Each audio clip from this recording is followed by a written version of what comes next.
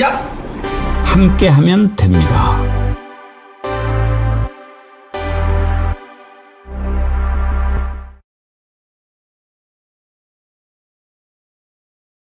여러분 안녕하십니까? 백운기입니다. 이제부터는 김건희 얘기를 좀 많이 하게 될 것 같습니다. 다다음 주 8월 6일 오전 10시 드디어 김건희가 특검 조사를 받으러 나올 텐데 벌써부터 요리조리 잔꾀를 부립니다. 건강이 좋지 않다. 하루에 혐의 하나씩만 조사하자느니 시간은 짧게 하자느니 특검 조사를 무슨 미팅하는 걸로 착각하는 것 같습니다. 사실 따지고 보면 김건희야말로 이 모든 사건의 알파요 오메가 아닙니까? 김건희 특검의 수사 대상이 16가지나 되지만 최병 특검은 김건희와 관계가 없겠으며 윤석열이 내란을 일으킨 이유 또한 김건희 죄가 발각될 것이 두려워서 저지른 것 아니겠습니까? 우리 역사에 희대의 악녀들이 몇몇 있지만 이토록 집요하고 교활하고 탐욕스러운 자도 찾아보기 힘들 겁니다.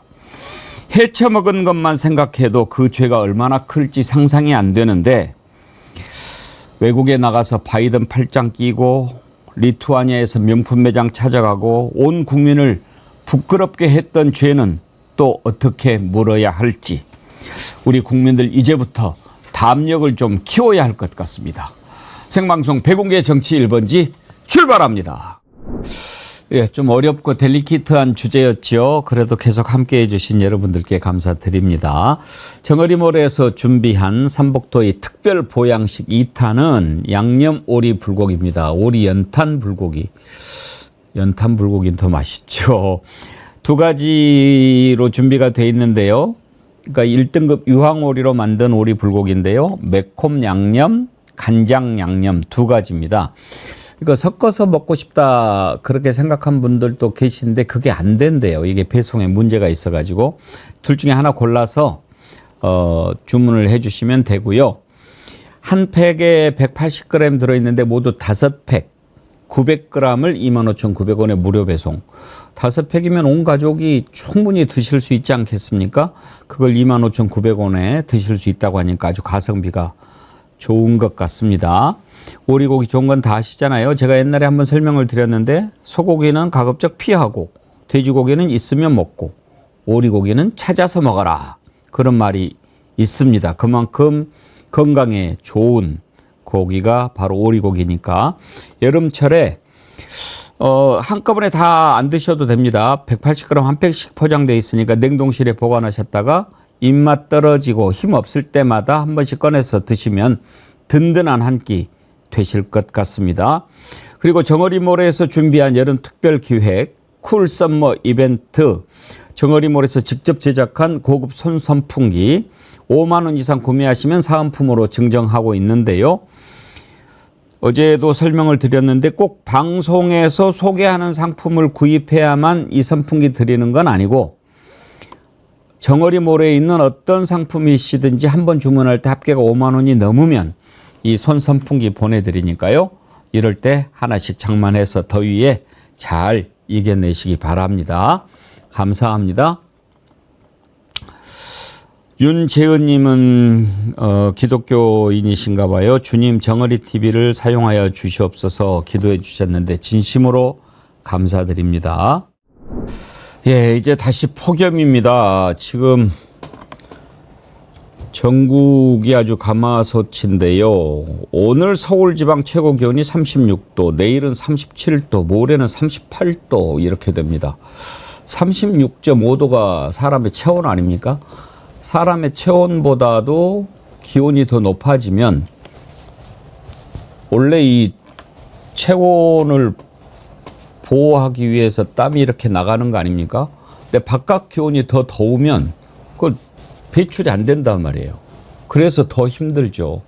그래서 온열질환 걸리게 되고 그러는데 이럴 때 정말 여러분들 특히 제가 걱정하는 분들은 이번 이제 수해 현장에서 복구 한참 하고 계시잖아요.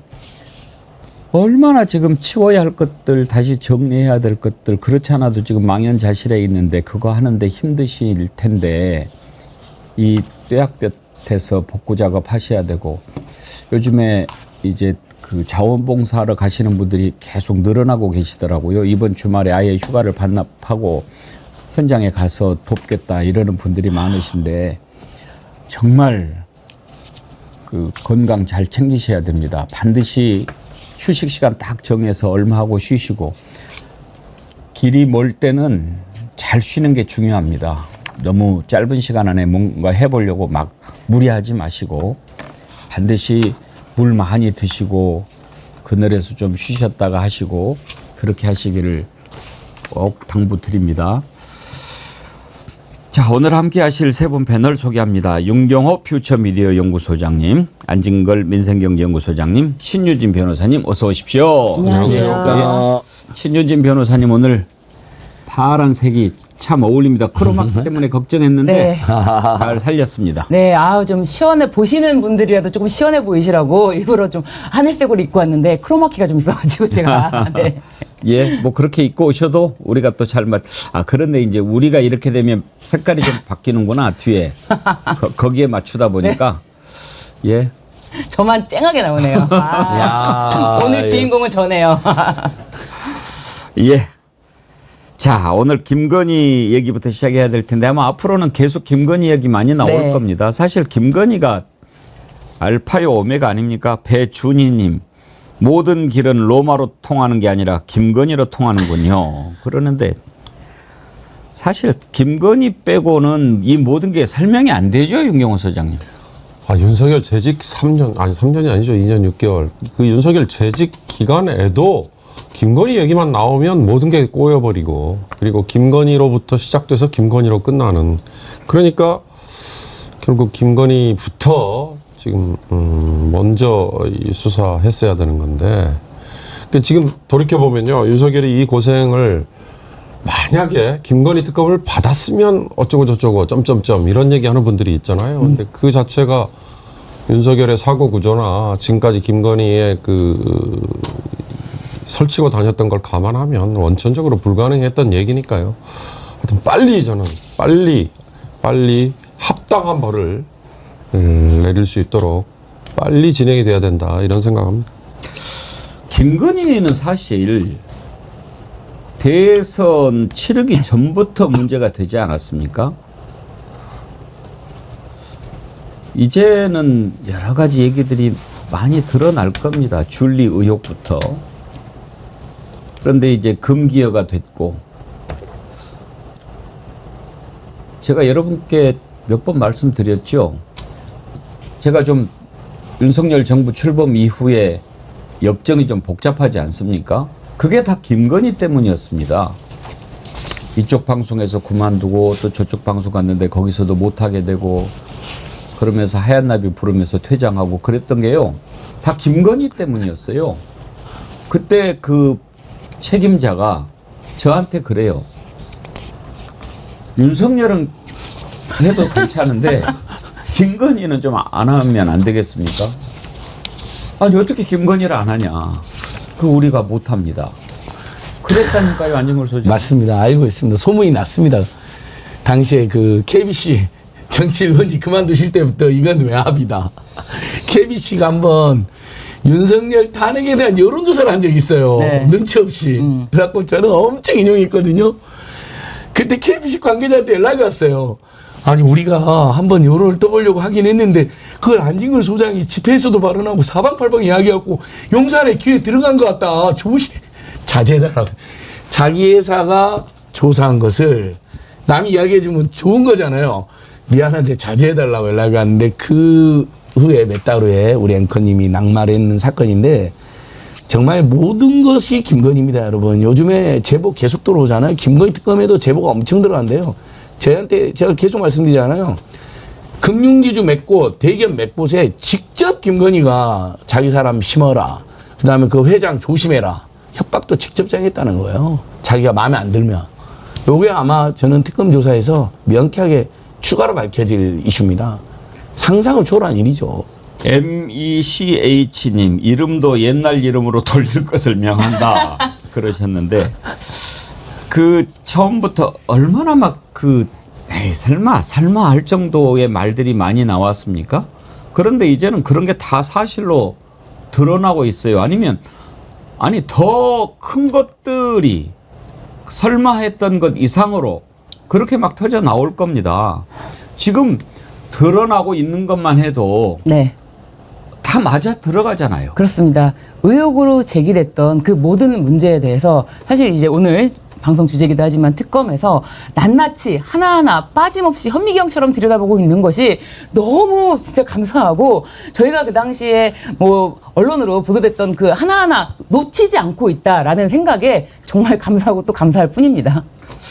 일단 이제 16가지 특검 수사 대상이죠. 김건희 특검.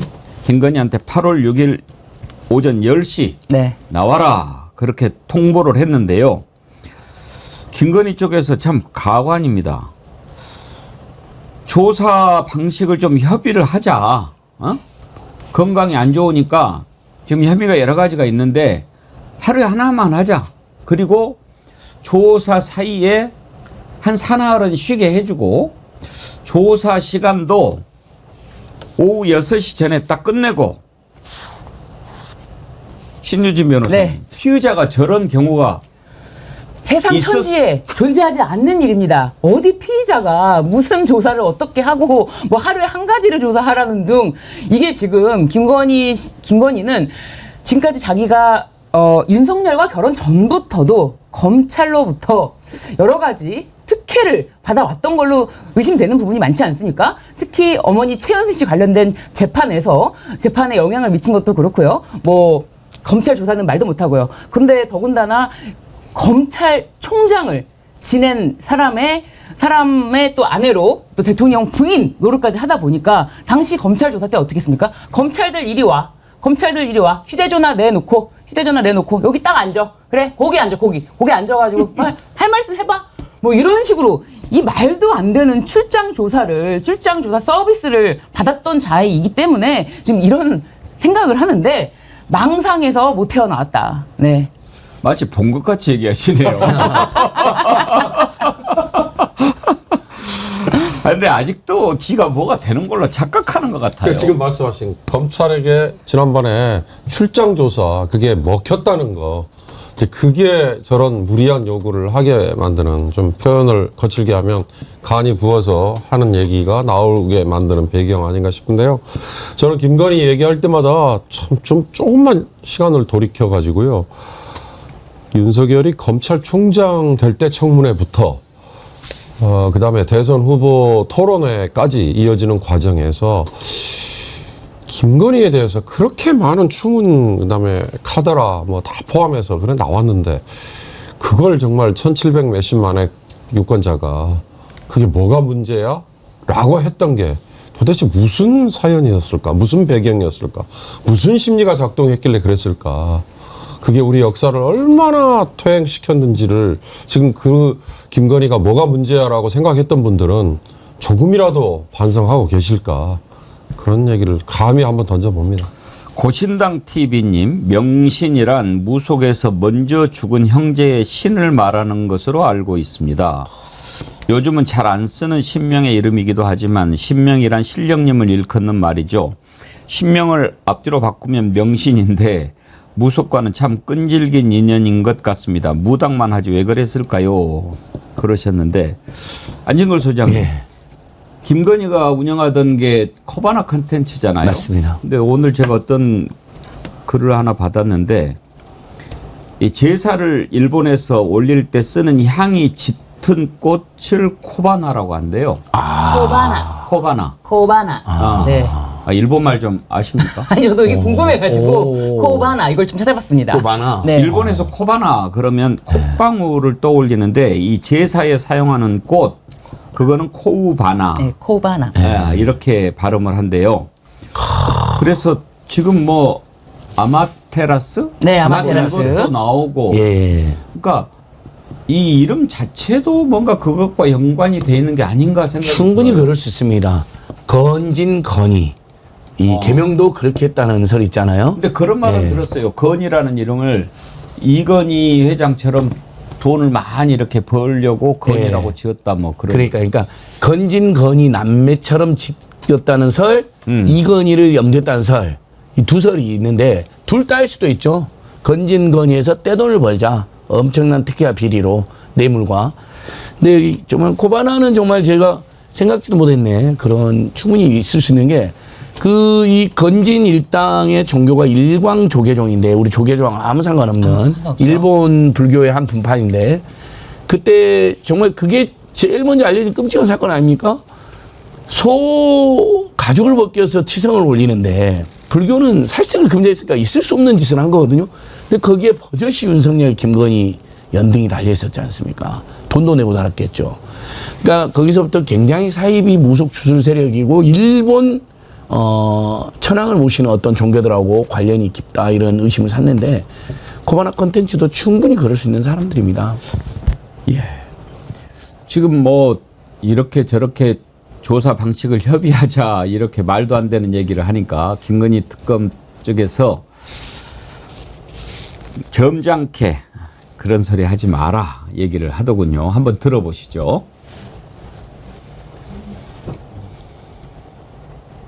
김건희 씨에 대한 소환 통지서를 수령한 변호인으로부터 특검에 방문하여 조사 방식 등을 협의하고 싶다는 요청이 있었습니다.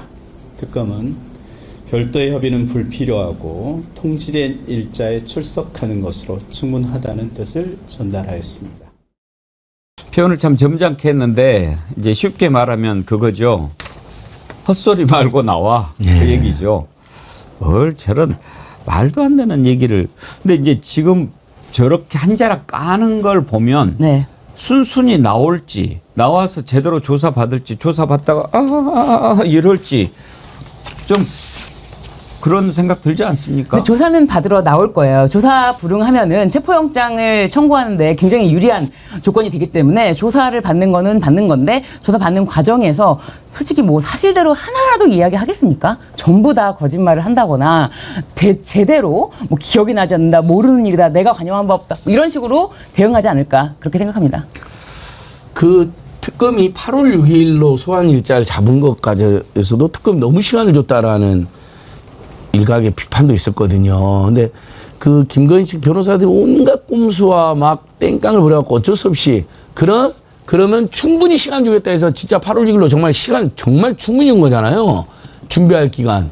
너무 많이 줬다라는 지적이 있는데 그것마저도 못하겠다는 자들이 이게 말이 됩니까? 저도 처음에 8월 6일 너무 길게 잡은 거 아닌가 약간 불만이 있었는데 법률 전문가들 말씀 쭉 들어보니까 이제는 좀 이해가 됐어요.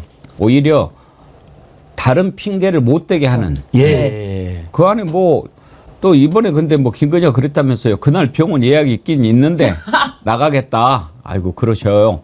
뭐 그랬다고 그러더라고요. 그러니까 이렇게까지 시간을 충분히 줬으니 이제 안 나온다는 명분을 아예 없애는 거고 맞습니다. 또 하나는 이제 그 안에 지금 계속 또 불러서 조사하지 않습니까? 그러면은 딱 그 한 번만 조사하더라도 바로 구속으로 이어질 수 있는 증거들을 그 사이에 확보한다는 거죠. 그러니까 대여를 낚을 때 준비를 철저히 해야 되는 또 특검의 어떤 전략이라고 생각하는데 김건희 우울증으로 특혜 보내서 휠체어 타고 나오지 않았습니까? 우울증하고 휠체어가 무슨 상관이 있다고 또 생쇼를 할 거라고 봅니다. 특검이 그냥 8월 6일 날 소환해서 저는 바로 구속시킬 거라고 보고요. 그 소환에 불응하면 체포해버려야죠.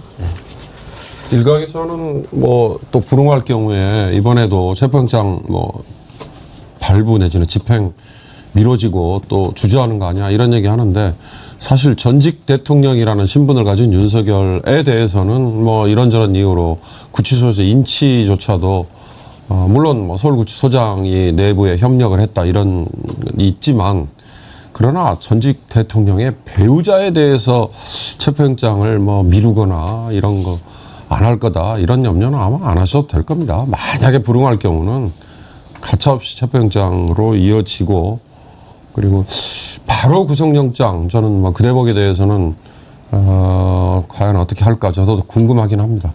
지금 여러 가지를 들여다보고 있는데 일단 3부 토건 주가 조작과 관련해 가지고는 관련자들을 다 부르고 있죠.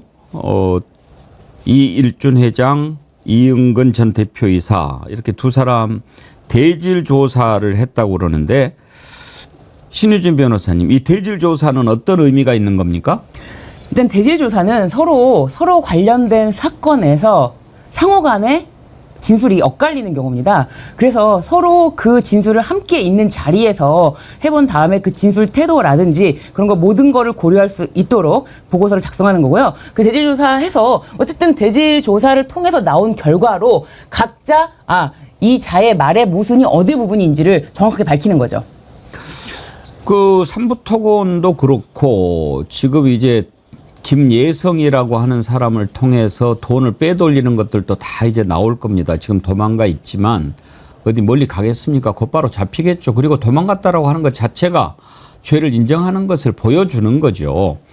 지금 거기에다가 몇 억씩 갖다 바친, 몇십억씩 갖다 바친데 다 지금 불러서 조사하는데 거기에 보면 카카오도 나오고 뭐 여러 회사들이 다 나오죠. 그런데 왜 이자들은 그렇게 잽도 안 되는 회사에다가 투자라는 명목으로 그렇게 많은 돈을 갖다가 넣었을까? 이거 이제 조사하면 다 나오지 않겠습니까?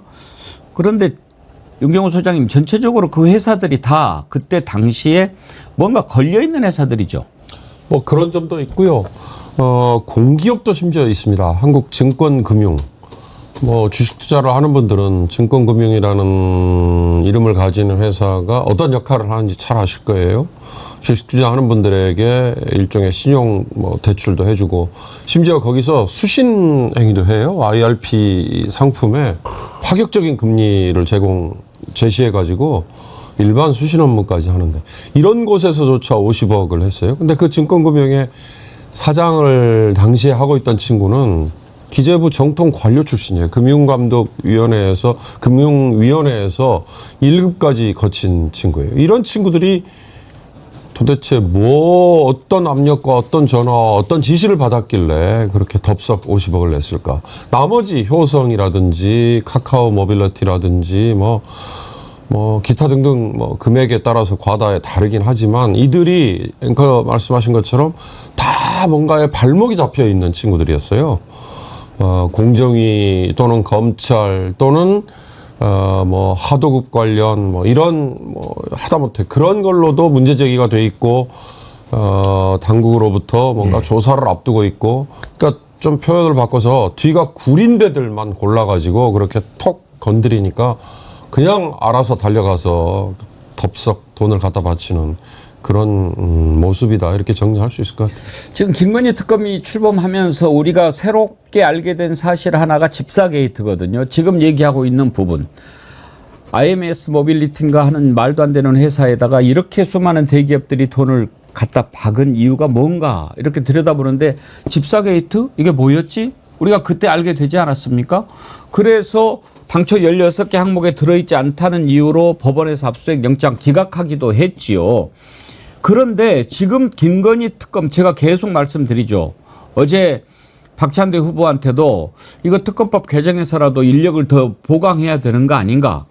오히려 내란 특검보다 김건희 특검에서 나올 것이 훨씬 더 많다라는 생각이 들기 때문에요. 지금 집사 게이트도 그렇지만 이 통일교하고 관련된 부분도 이게 지금 상당히 커지고 있는 느낌입니다. 도대체 어디까지 해먹었는가? 단순히 김건희가 뭐를 연결시켜주고 다이아 목걸이 받고 샤넬 가방 받고 뭐 몇천만 원짜리 목걸이 받고 이런 것이 아닌 것 같아요. 그건 단순히 그냥 에피타이저에 불과한 것 같아요. 실제로 어마어마한 것이 있을 수 있고 지금 마약 얘기도 나오지 않습니까? 이런 것들이 다 드러나면 와 도대체 김건희가 어디까지. 제가 어제 김건희를 좀 아는 분을 만났는데 그분은 한마디로 그렇게 이야기하더라고요. 인간이 아닙니다. 괴물입니다. 가볍게 생각해서는 절대 안 됩니다. 그렇게 얘기를 하더라고요. 잘 아는 분이. 지금 통일교하고 연루되어 있는 게 뭡니까? 통일교가 캄보디아의 공적개발원조 이쪽에 지원하는 것을 연결을 해서 그쪽에 뭔가 큰 사업을 한번 해보려고 하고 그리고 그 윤용호 본부장이라는 자가 캄보디아에까지 가서 훈세를 만나고 거기에 또 김건희 후원업체인 코바나 컨텐츠 후원업체인 히림 건축하는 회사까지 데리고 가가지고 뭔가를 꾸며보려고 한 건 나오지 않습니까? 지금 당장에요. 이 공적 개발 원조도 당초에 7억 달러가 잡혀 있었는데 이걸 15억 달러로 정부가 늘려줬어요. 이게 늘어난 돈만 해도 1조가 넘어요. 그걸 빼먹어도 조 단위로 이렇게 왔다 갔다 하는 겁니다. 근데 공적 개발 원조라고 하는 게 윤경호 소장님 눈에 잘 안 보이잖아요. 그렇습니다. 그러니까 우리가 OECD 가입 이후에 국제사회에서 뭔가 국제사회의 일원으로서 존재 가치를 보여주기 위해서 이제 니들도 원조를 받기만 하는 개발도상국이 아니지 않느냐. 오히려 주는 쪽이다. 그래서 생긴 게 이제 공적 개발 원조라고 하는 ODA라는 이제 영어의 머리 글자가 있는데요. 이 두 가지가 있습니다. 하나는 아무 조건 없이 그냥 무상으로 주어지는 원조가 있고요. 이런 것들은 대개 이제 개발도상국의 생필품, 정말 삶과 직결되는 또는 사회 소셜 인프라 뭐 이런 거에 돈을 쏟아 부어야 되는 이런 거니까 선진국이 후진국들에게 그냥 무조건 원조를 해주는 이건데요. 반대로 이제 타이드 론이라는 표현을 쓰는데요. 여기는 조건이 붙어 있어요. 이런 조건에 우리가 돈을 주면서 우리 업체를 갖다 붙이거나 또는 이 관리를 우리의 연결이 되는 누군가를 갖다 끼워 넣는 건데 바로 여기에 이제 통일교의 거간이 작용할 가능성이 지금 있는 거거든요. 그러니까 앵커께서 말씀하신 것처럼 1조 원이 넘는 그 돈이 건네지는 과정에서 이게 뭐 한꺼번에 1조 원이 가는 게 아니거든요. 그러니까 그런 과정에서 통일교가 뭔가 다른 거를 도모하려고 했다. 그럼 통일교가 직접 나서지도 않았을 거예요. 다른 업체 또는 뭐 단체, 기구 이런 걸 동원했을 거예요. 통일교가 겉으로는 NGO를 표방하면서도 굉장히 많은 조직이 있고요. 뭐 가정연합 뭐 이런 식으로. 물론 이제 종교 이름이기도 한데요. 거기다가 통일교, 우리 다들 기억나시죠? 통일교가 업체가 많습니다. 평화자동차, 일화그룹, 뭐, 그 다음에 뭐 일성콘도 이런 데 다 옛날에 통일교 계열이. 자, ODA 몇 조 받았다. 언론도 정확하고 있잖아요. 예, 세계일보도 있고요. 세계일보, 예. 미국엔 워싱턴 맞습니다. 타임스까지 그러니까 알고 있어요. 그 일본 ODA가 몇 조가 왔다. 근데 이제 캄보디아에서 그것을 통일교 측의 특정 업체한테 맡기잖아요. 그럼 어마어마한 수익이 생긴데 통일교는 돈이 많기로 유명한 종교거든요. 그 돈 다 어디서 벌어들였겠습니까? 그런 각종 특혜나 비리를 통해서 벌었을 수도 있습니다. 물론 성금도 많이 받았겠지만 저는 그런 짓을 충분히 깨할 수 있다. 자, 대신에 우리 또 대규모 입당도 해서 윤석열, 김건희 우리가 지키겠다. 대선 때도 도왔고 지금도 입당도 하다. 권성동을 대표로도 만들려고 했다. 이런 거 다 지금 밝혀주고 있잖아요. 그러니까 정말 엄청난 커넥션이 지금 드러나고 있다. 저는 그런 점에서 참 이해가 안 되는 게 종교계 지도자들입니다. 특히 기독교. 지금 최혜병 특검이 교계의 지도자라고 하는 원로 목사들 대상으로 압수수색하지 않았습니까? 김장한 목사, 이용훈 목사. 기독교는 뭡니까? 기독교의 제1은 우상숭배 안 된다는 겁니다. 다른 신을 두지 말라는 것이 제1입니다. 그런데 이렇게 무속에 빠져가지고 또 사이비들하고 어울리고 이런 사람들을 꾸짖어야지 거기에 어울려가지고 뭘 해먹어 보겠다고 했던 거 아닙니까? 오늘 2부에서는요. 이런 데에 대해서 아주 비판적인 목소리를 내셨던 이주헌 목사님 여러분들 아시는 분 많이 계실 거예요. 만나서 교계 이야기를 좀 자세히 들여다 보도록 하겠고요. 공적 개발 원조 하다 보니까 뭐가 떠올랐습니까? MB 때 자원외교가 떠올랐어요. 그때 얼마나 많은 돈이 낭비가 됐습니까? 쭉 이렇게 공부를 하다 보니까 그 자원외교 진상을 밝혀라 하는 거 맨 앞에 섰던 분이 바로 안진걸 소장님이더라고요. 그때 그걸 어떻게 간파를 하셨나요? 아니 그 제보 공기업 내부 제보가 많이 왔었죠. 공기업의 노동조합이라든지 관계자. 이번에 대한고래 프로젝트 때도 석유공사 관련자들이 연락이 먼저 왔습니다. 이거 안 되는 거다. 이미 내부적으로 부적절한 의견이 많다고 했는데 밀어붙이고 있다. 대한고래 프로젝트 여러분 잊어먹으시면 안 됩니다. 진짜 뭘 해먹으려고 했는지 모르겠지만 그 이상한 외국인 한 사람 앞세워가지고. 예.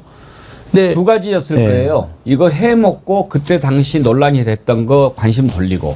그렇습니다. 그러니까 MB자원외교도 석유공사라든지 가스공사라든지 뭐 석탄 여러 군데 동원됐는데 몇십 조를 탕진한 걸로 추정이 됩니다. 그것도 사실 어디로 올라갔는지 마지막까지 추적을 못했어요. 지금이라도 우리 할 수만 있다면 아니 뭐 몇 조 원 주고 캐나다에서 날이란 걸 샀는데 하베스트사의 날을 샀는데 그게 보니까 우물이었어요. 석유가 없어요. 그거 어디로 갔을까요? 대한고래 프로젝트 때도 비슷한 게 돈을 그렇게 쓸 뻔했죠. 그거 정말 잘 막아냈죠. 우리 국민들께서. 그때 자원외교라고 하는 명분을 통해서 빼돌린 규모가 얼마나 됩니까? 당시에 저희들이 추정했을 때 30조, 40조 안팎이다. 4대강보다 훨씬 더 크다.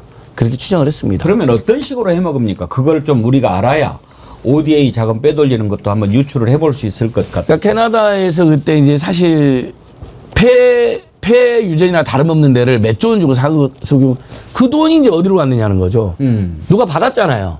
근데 그 하베스트 나일사가 그걸 받아가지고 자기들까지 그냥 자기들이 다 먹은 게 아니라 그걸 MB 세력 또는 검은머리 외국인에게 한국인에게 줬을 거라는 거죠. 그렇게 저희가 이제 검찰에 고발했는 당시 무혐의가 됐는데 지금도 미스터리죠. 아직도 다 안 밝혀졌죠. 예, 다 안 밝혀졌습니다. 그때 그거로 석유공사나 우리나라 에너지 공급 다 망할 뻔했습니다. 그러니까 자원외교라고 하는 게 세계 각국에서 어떻게 우리한테 뭐 필요한 자원들을 우리가 직접 개발하자 그런 차원 아닙니까? 뭐 남미도 가고 막 그러지 않았나요? 아프리카도 가고 북미도 가고 뭐 사방에 다녔죠. 아시아도 가고. 그 자원외교에 카메론 다이아몬드도 들어가 있었습니까? 그것도 있습니다. 그것도 삼부토건 주가 조작하고 비슷하잖아요. 안 되는 사업인 거 알면서 박영준 당시 왕차관이 보도자를 허위로 냅니다. 뭐 다 우리가 MOU 대해서 곧 채굴할 것처럼. 그리고 사람들이 막 투자했죠. 알고 봤더니 그것도 다 거짓말이었어요. 삼부토건 주가 조작처럼. 근데 저는 이런 저도 이제 오래됐고 막 가물가는데 지금 이제 생각나니까 막 분노가 치솟습니다. 그때 당시에.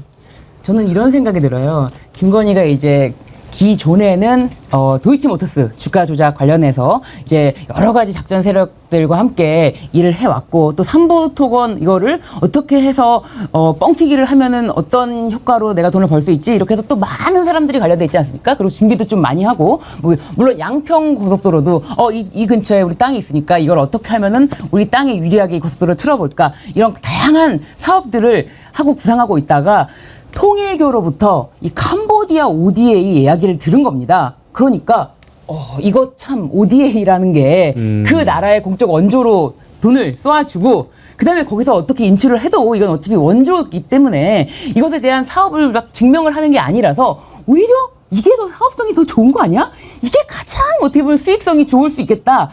그런 생각이 들어서 이 사업을 얘기를 들었으면은 같이 하는 게 아니고 뭐 통일교가 할 수 있도록 진행을 도와주는 게 아니고 선물은 선물대로 받고 그 사업 아이템에 대해서만 딱 듣고 그다음에 통일교의 이야기를 들어주지 않으니까 통일교가 2023년도 뭐 11월경에는 오히려 전성배 씨에게 목걸이를 돌려다오. 나 그때 줬던 거 목걸이 그 다시 주세요. 라고 이렇게 하면서 이 사업이 어그러진 것에 대해서 전성배 씨에게 항의를 한 게 아닌가. 그런 생각이 좀 들어요.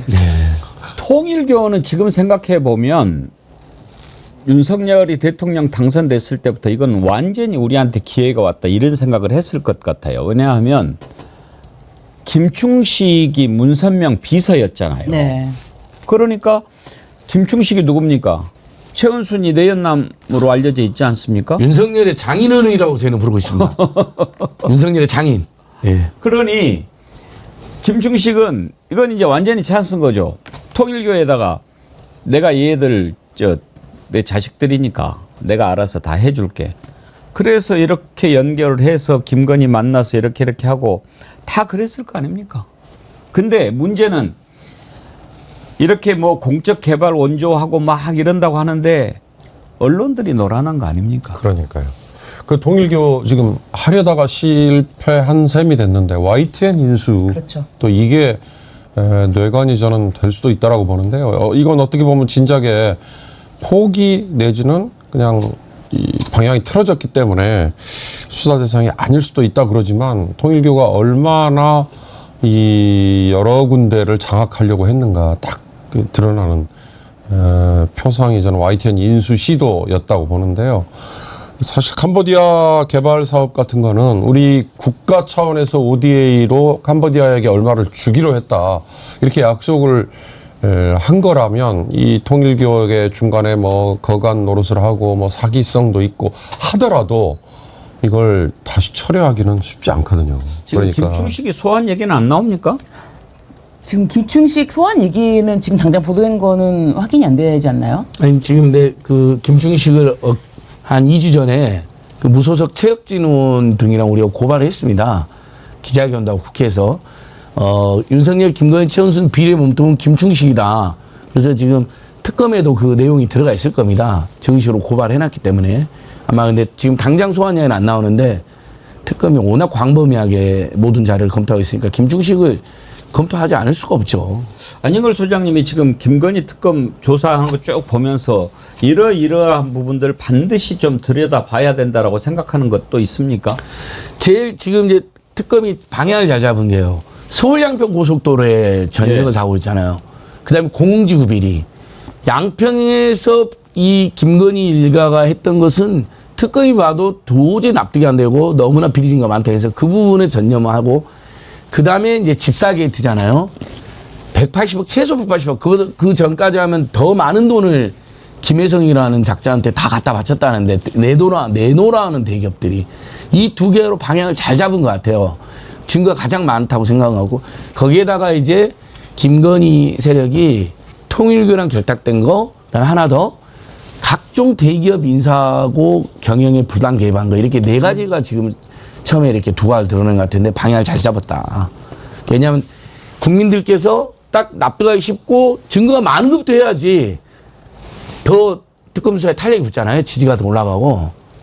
그럼에도 불구하고 저는 지금 특검이 정말 제가 처음에 초반에 박수를 쳐드리고 싶다고 말씀드린 거는 대통령 취임하자마자 한 달째인가요? 2022년 6월에 스페인 나토 회의에 참석합니다. 네. 나토 회의라는 건 뭡니까? 북대서양 조약 기구입니다.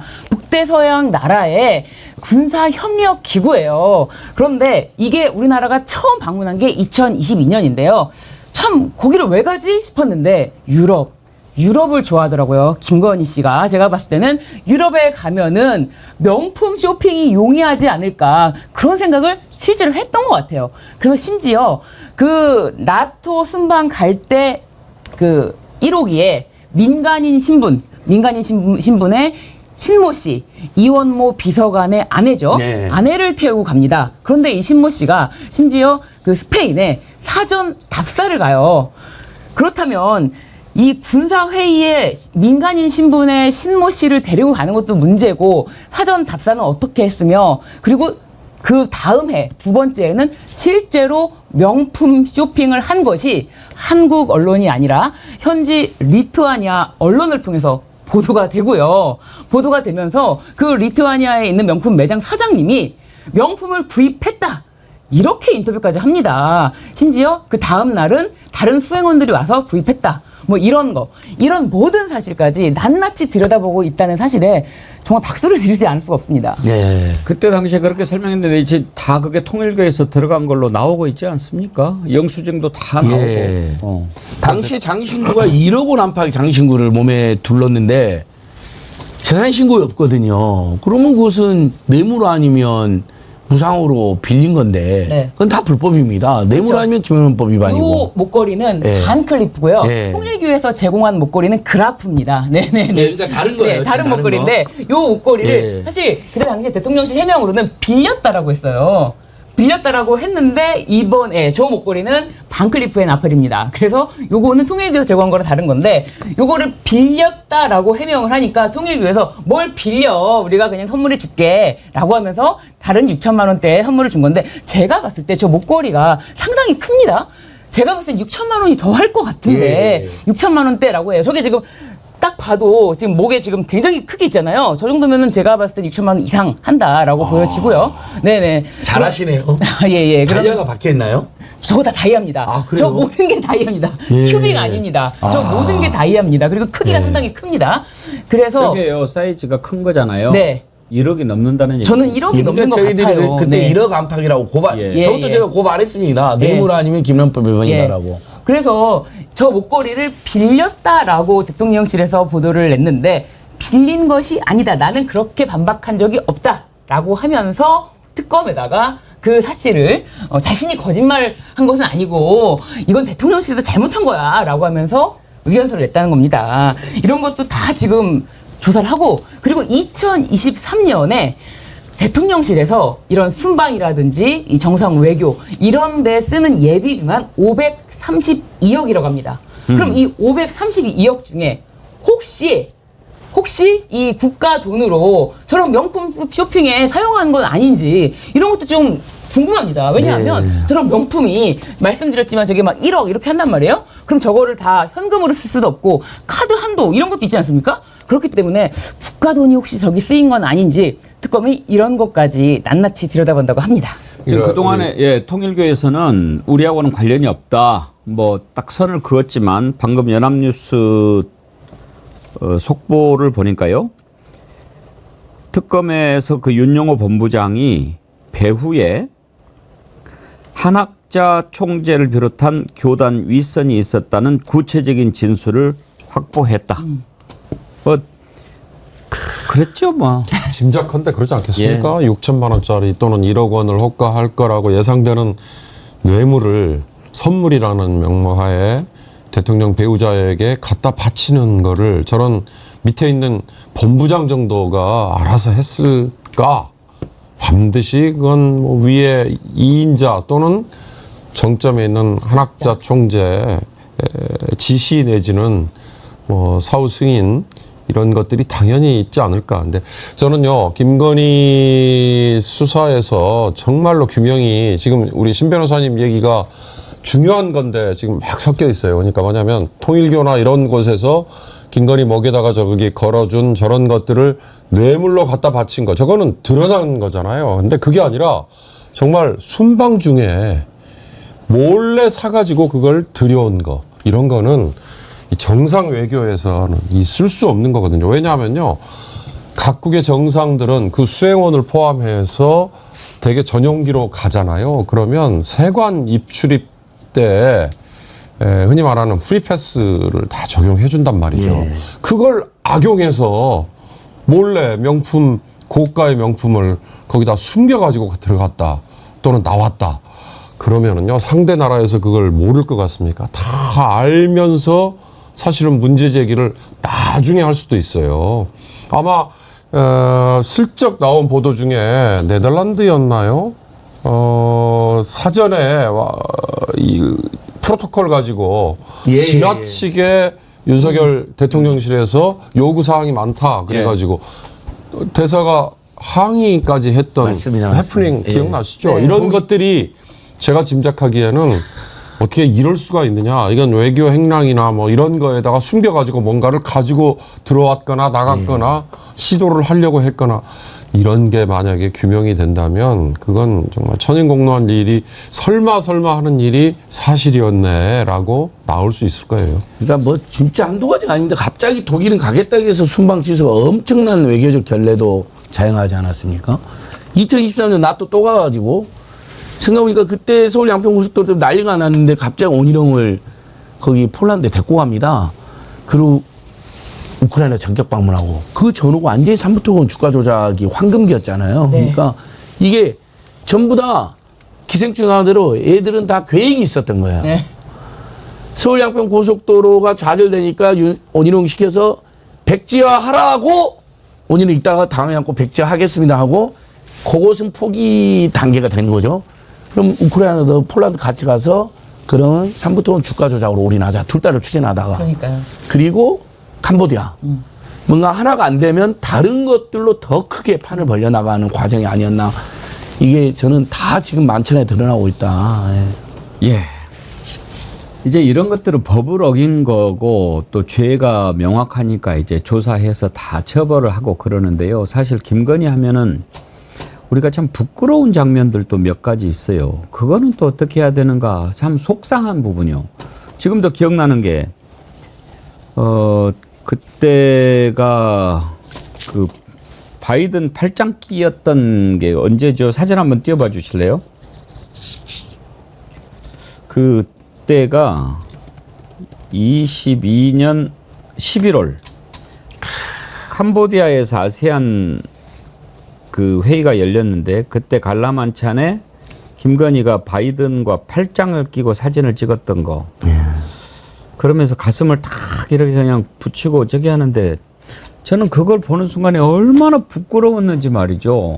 아니 세상에 어떻게 그 저런 사진을 정상 뭐 일반 개인 집에 가서 하는 것도 아니고 바이든 필장을 끼고 저렇게 사진을 찍죠. 제 옆에 모질이 웃고 서 있는데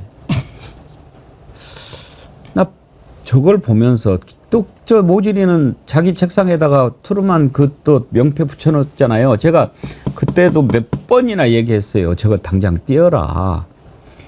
대한민국 국민 대표 대통령이 앉은 자리에 미국 대통령 팻말이 옛말이냐. 맞습니다. 이 부끄러운 놈아.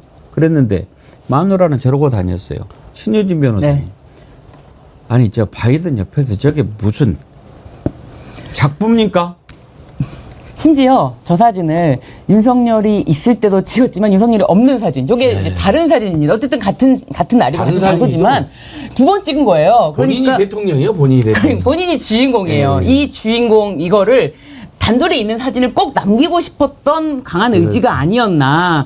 자기가 이제 미국을 등에 업고 제가 봤을 때는 이게 이제 2023년도 11월 아닙니까?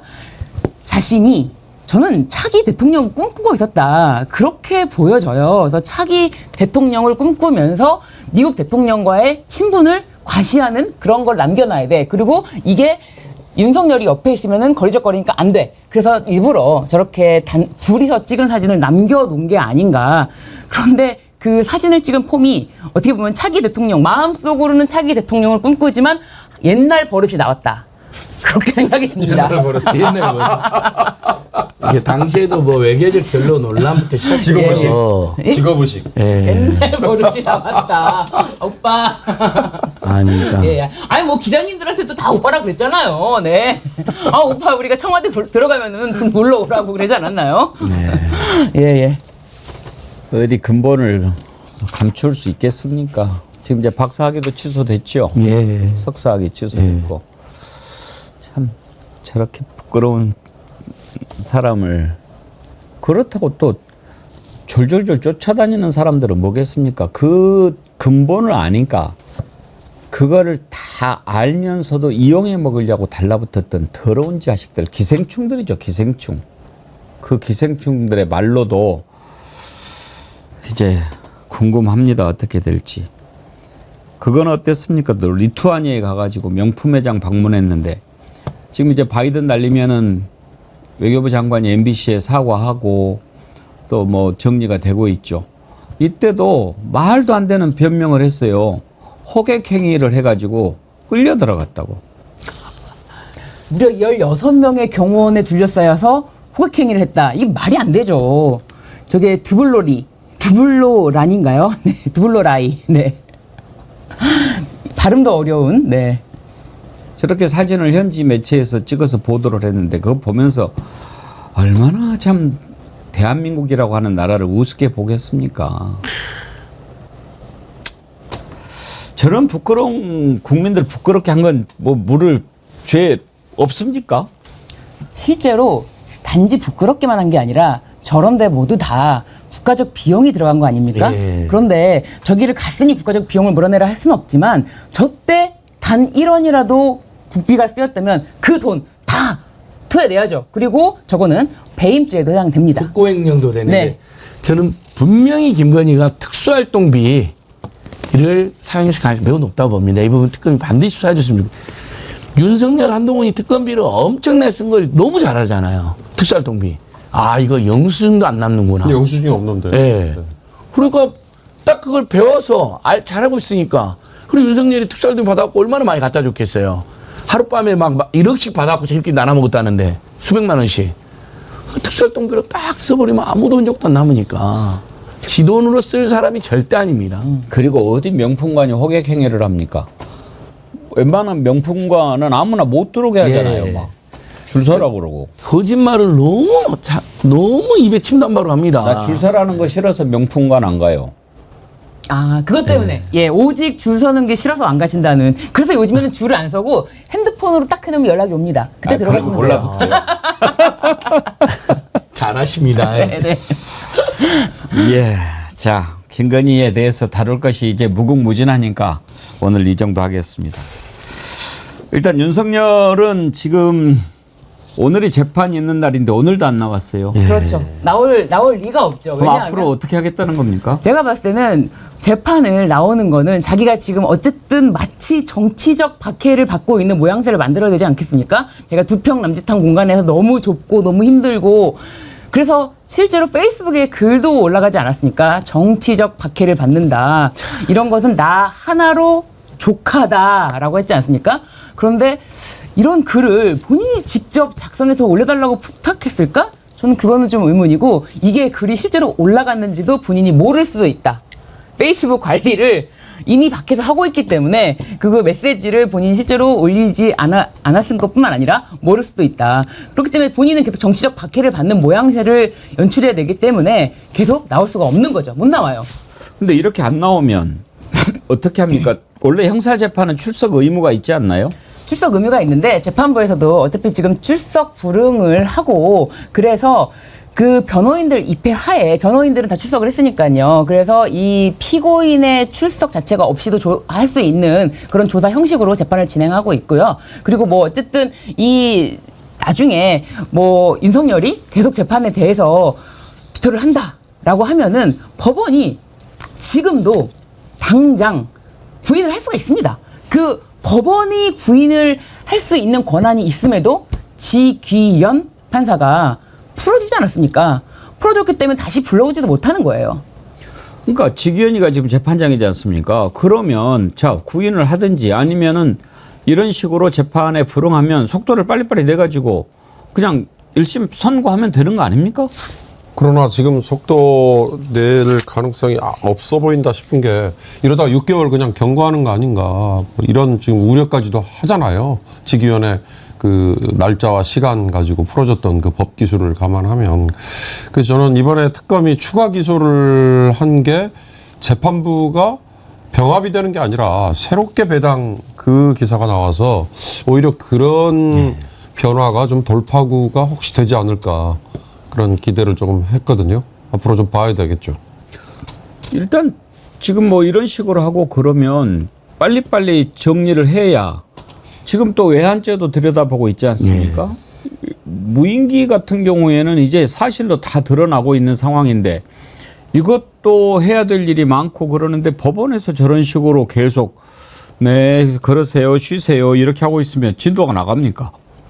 그래서 특검이 구인영장 발부를 요청을 했고요. 지금 이게 정상적인 기일로는 될 수가 없으니까 기일 외 거를 조사, 증인신문과 증거조사로 대체하는 것이 지금 지기현 재판부 방식인데요. 지기현이 여기서 끝까지 구인영장 발부도 안 할 수는 없을 거라고 저는 보여지고요. 그래서 이런 식으로 계속 보이콧 하다가는 뭐 재판부가 교체되던가 네, 구인영장으로 통해서 법정에 끌려 나오지 않을까. 그 둘 중에 하나라고 보입니다. 아니 지기현은 진짜 구인영장도 발부 안 할 거면 자기가 그렇게 봐주고 특혜를 주는 재판마저도 거부하는 자인데 네. 구인영장 발부 안 하면 본인 즉시 저도 이 재판은 못 하겠습니다 하고 사표를 내야죠. 아니면 본인 스스로 그 재판을 중단하는 네. 재판 또 다른 재판부가 있잖아요. 네. 그 병합에서 심사를 요청하거나. 본인이 재판을 중단할 필요는 없고 그냥 속도를 오케이 자 그러면은 오히려 재판이라고 하는 게 피고와 원고가 실체적 지지를 놓고 다투는 건데 이쪽에서 이제 다툴 의사가 없다라고 하면 다 인정한 걸로 간주하면 되는 거 아닙니까? 그거는 이제 민사 재판이고요. 예. 형사 재판에서는 이렇게 다툼으로 보는 것이 아니고 이거는 실체적 진실을 발견하는 것으로 봐서 피고인이 없을 때는 정식적으로 그 정상적인 기일로 진행할 수가 없습니다. 그래서 기일 외로 조사 증인신문. 방식으로 진행을 하는 중입니다. 그런 식으로까지 지금 지기현이 윤석열의 편의를 봐주고 있는 상황이고요. 정상적인 재판이라면 이런 경우 사실 구속이 뭐 취소되지도 않겠지만 당장 구인영장 발부해서 피고인 끌어다 앉힙니다. 지금 이 정도 속도라고 한다면은 지금 1심에 내란 재판하고 있지 않습니까? 네. 신준진 변호사님 예상하시는 1심 선고일이 언제쯤 될까요? 보통 구속 재판 같은 경우는 1개월 내에 이제 1심 재판이 끝나는 걸로 다 예. 이렇게 그렇게 기일을 맞추는데 이 사건은 지금 그렇게 빨리 진행될 수가 없는 상황이에요. 지금 계속 증거조사, 증인신문 하고 있는 중이라서 남아있는 증인들이 얼마나 있는지 모르겠지만 글쎄요. 처음 시작된 것이 3월이었나요? 그 정도에서 만약에 정상적으로 끝나려면 9월에는 끝나야겠지만 이런 직위원 방식대로는 올해 안에는 못 끝난다. 예, 그렇게 보여집니다. 그래서 지난번에 내란 특검이 구속영장 청구를 할 때 외환죄 부분은 뺐잖아요. 네. 네. 그게 더 늦어질 것에 대비해서 그때는 외환죄로 추가로 구속영장을 청구하려고 놔뒀다. 네. 그렇게 얘기를 하더라고요.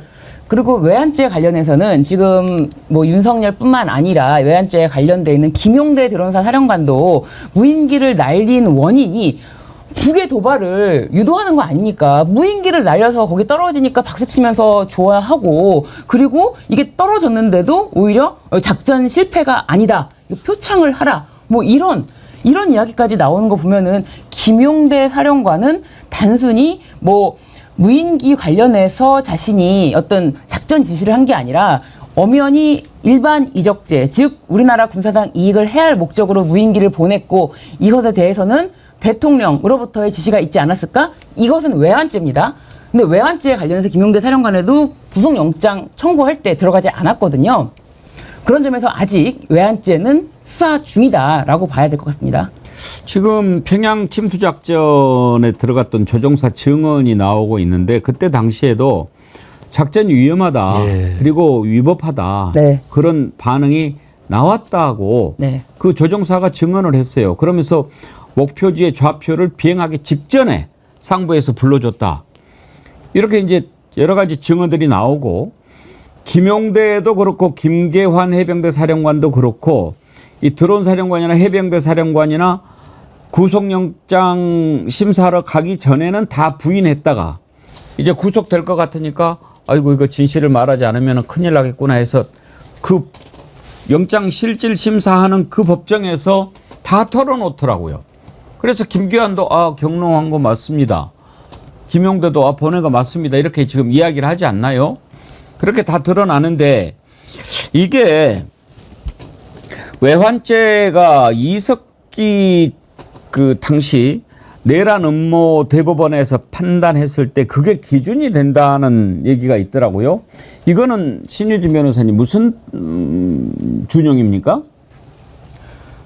이석기 내란 음모 관련해서는 사실상 이 내란 음모가 이 지금 말씀하시는 거는 이제 김계환 사령관 그리고 김용대 사령관은 이제 외환죄 관련되고 그게 또 내란까지 다 엮인다라고 보이면은 당시에 내란 음모로 대법원 판례로는 무죄가 나오고 내란 선동으로 유죄가 나온 걸로 저는 기억하고 있는데 이런 어떤 음모의 기준입니다. 이렇게 예비 음모죄가 있는 경우는 음모라는 것의 기준은 모든 것을 다 서로 간에 공통적으로 합의할 필요는 없다. 다만 뭐 일정한 공격 대상과 목표가 설정되어 있으면 되고 주요 사항을 윤곽을 통해서 공통적으로 인식할 정도의 합의만 있으면 되는 것이지 모든 것을 아주 그냥 세세하게 합의한다거나 뭐 범죄를 실행할 합의가 있어야 되는 게 명백하다. 이럴 필요는 없다라는 거예요. 왜냐하면은 이게 위헌범이기 때문에 어떤 실질적 위험성이 인정되는 범죄다라는 것입니다. 지금 이제 외환죄인데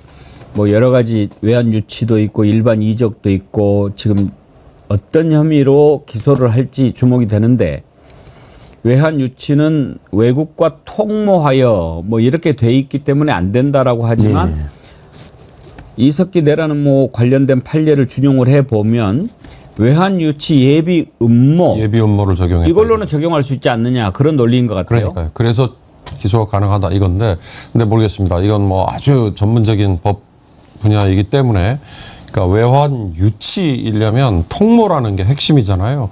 통모가 적용됐던 거는 과거에 북풍 김대엽 그때 이 통모라는 게 왜냐하면 그때는 북측과 만났던 이 실제 그러니까 상대가 있기 때문에 근데요 제가 취재원을 밝힐 수 없습니다만 아주 민감한 얘기가 하나 있습니다. 예.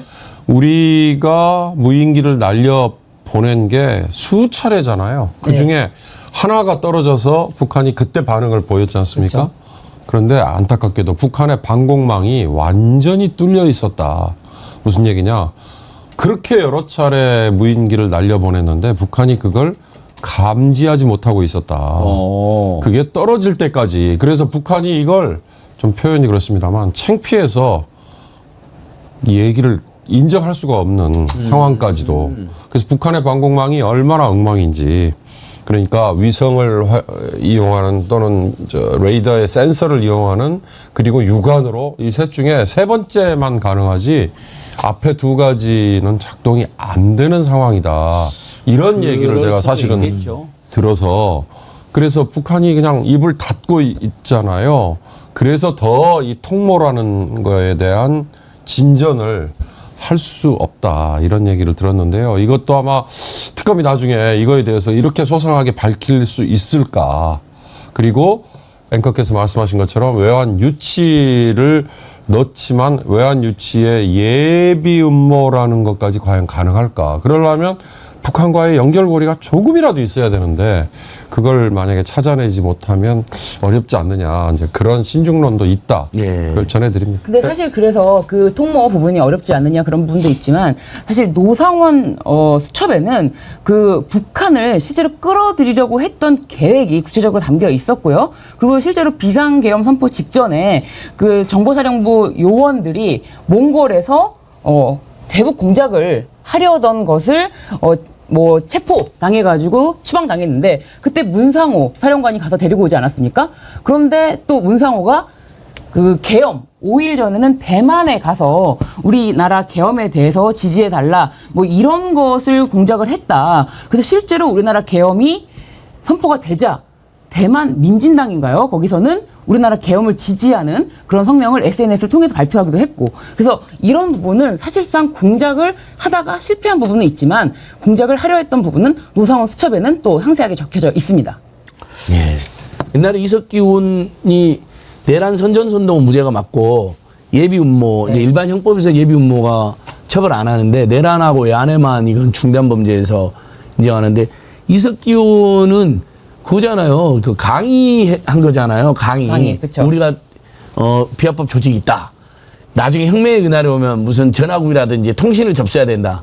사실 그 정확한 맥날 보면 약간의 장난기도 있고 막 그랬거든요. 자신들을 과대망상해가지고.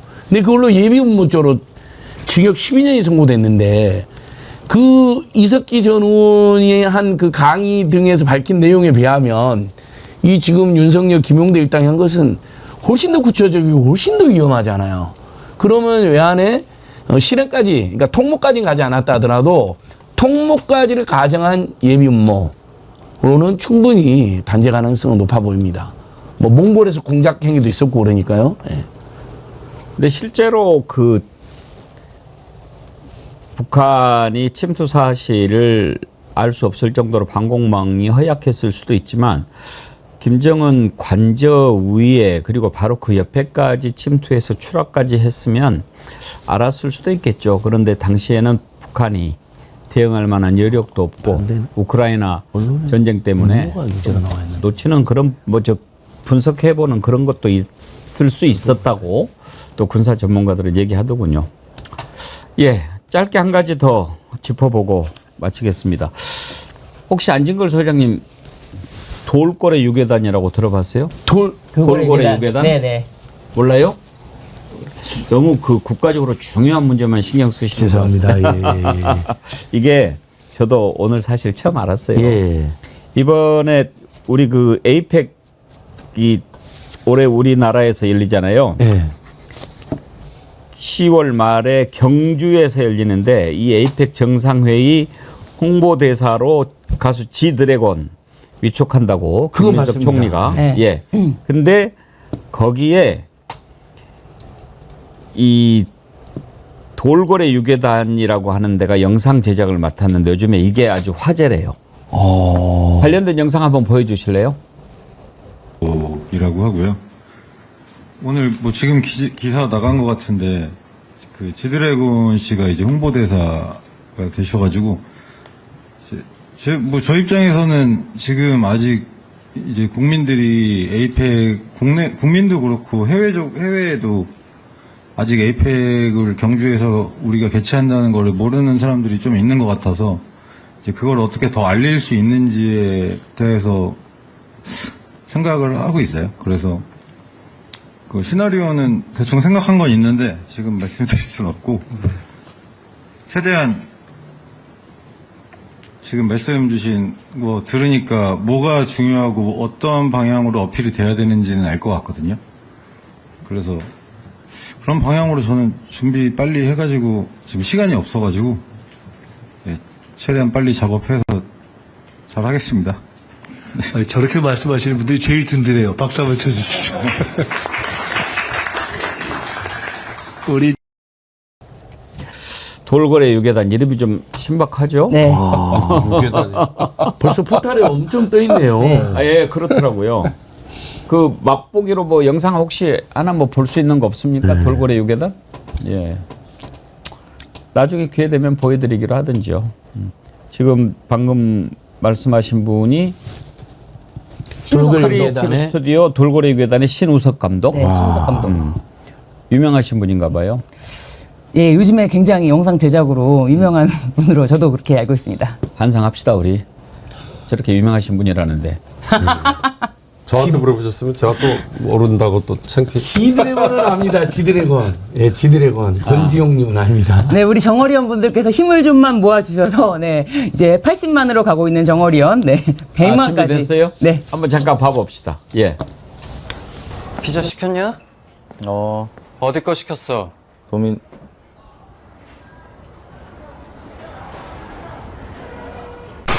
함께 즐겨요 피자 헛 모두 즐겨요 피자 헛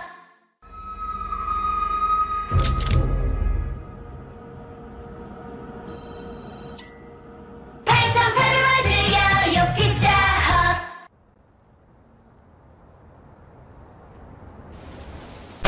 운동하고 즐겨요 피자 헛